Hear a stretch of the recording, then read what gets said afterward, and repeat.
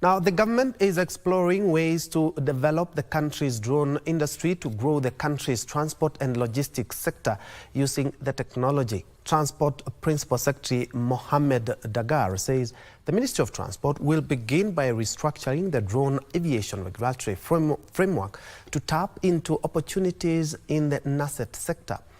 This comes as Kenya hosts the inaugural Africa Advanced Air Mobility (AAM) Symposium in Nairobi this week, bringing together innovators and industry leaders from across Africa and the globe.